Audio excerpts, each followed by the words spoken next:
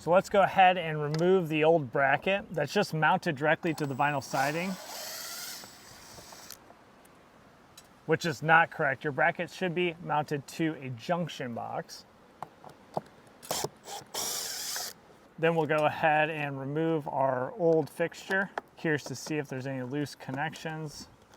It seems like it's pretty secure. So undo those wire nuts. Now for this job, how are we going to get a junction box in here? So the option I'm going to go with is what's called a pancake box, which is 5/8 of an inch thick and it's 4 inches in diameter. I'm going to go ahead and cut out this vinyl block slightly so I can inset this and secure it to the sheathing on the outside of my home. Hopefully that gets me somewhat close to flush with this outside surface, so when I install that new UFi security light and camera, that the seal makes a good seal with this vinyl mounting block. Now maybe you have a brick surface and you just have Romex coming out. In that case, you might want to turn to an exterior box such as this, where you can run that Romex right through the back, secure that in, and then with 2 mounting hole locations drilled into your brick, you can mount that box and it's secure. Just know you are going to have a little bit more of an offset when you mount that light fixture onto this box.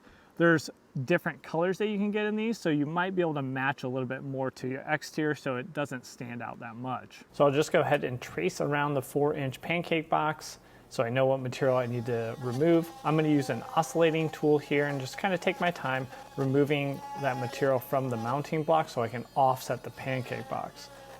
Be careful of any wires or anything like right here that's running right under the mounting block, making sure you don't damage those wires. Then once you have that, you can take your pancake box, run it through the back, protecting that wire with the plastic insert. And then I'll use 2 mounting screws which will sink into the sheathing, and then I'll be able to pull those tight, getting as close to flush as possible.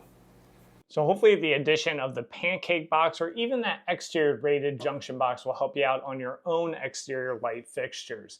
Now, if you want to know a couple more mistakes that you want to avoid, in addition to seeing a little bit more on the installation of that UFi 360 security light, check out the video right here. I'll walk you through all those parts in the complete video. So thanks for joining me on this one, and we'll catch you in that next video. Take care.